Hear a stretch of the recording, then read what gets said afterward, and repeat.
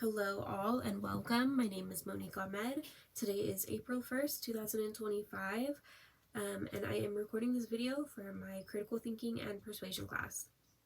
Today I want to talk to you guys about the benefits of adopting a rescue animal. I know that this has been a widespread debate between breeders versus everyday pet care workers. I personally think it's beneficial and a lot more people should do it.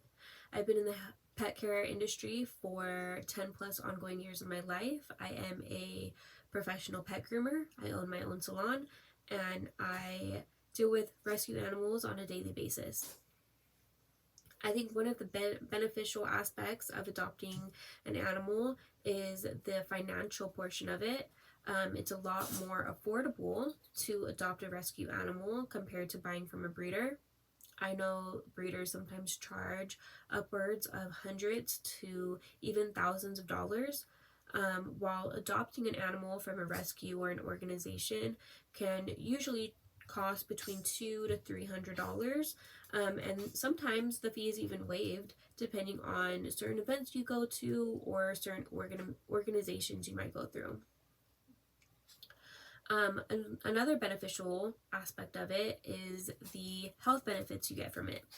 So when you buy a dog or a cat from a breeder, usually those veterinary care costs that you would have to pay out of pocket, usually that's included when you adopt an animal.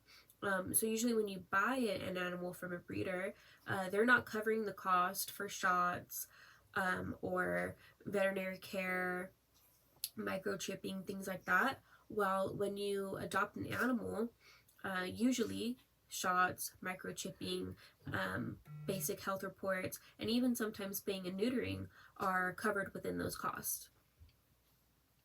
Another reason why you should adopt an animal is to reduce the overpopulation that we deal with, along with dealing with the irresponsible breeders that come along with that. According to the Humane World Organization, 920,000 pets are euthanized each year due to the lack of adopters and the overbreeding.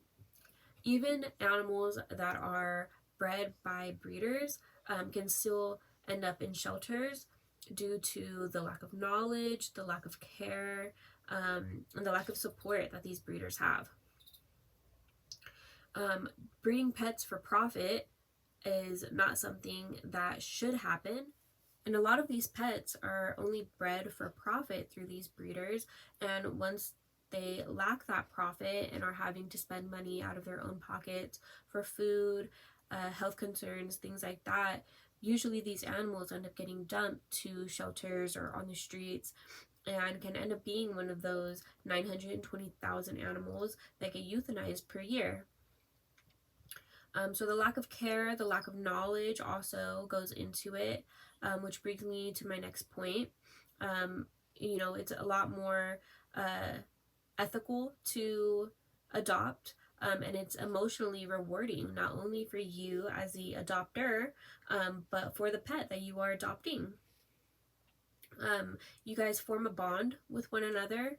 A lot of times these animals, they come out of these shelters or rescue organizations with a little bit of stress. Sometimes they can come with a little bit of trauma, and it's even more rewarding when you break them out of that shell and integrate them into your own life.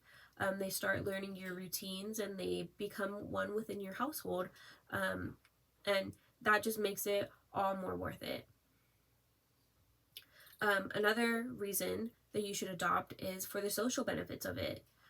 Engaging more in events, adopting, volunteer work, things like that.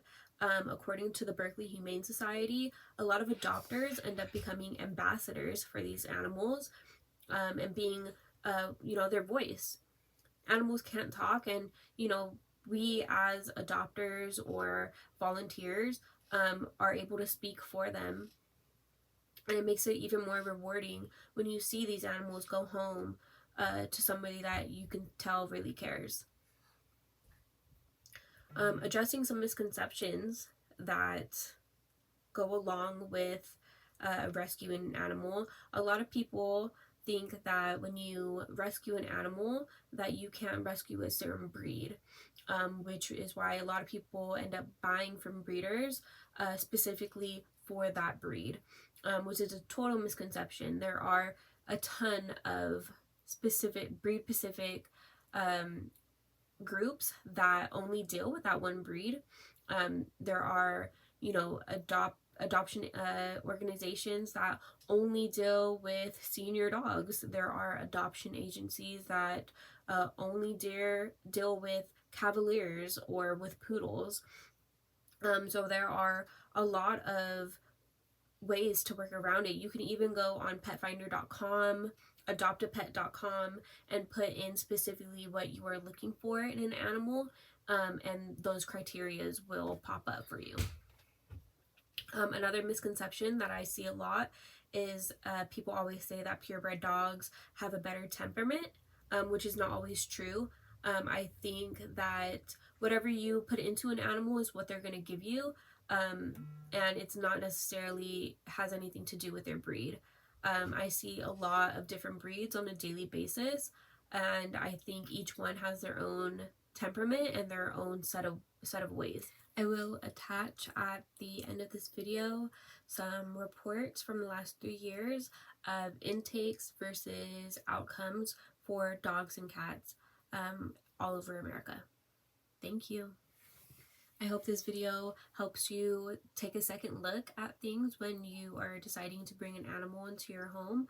Hopefully adoption is part of that decision, and with every adoption we get change an animal's life. Thank you.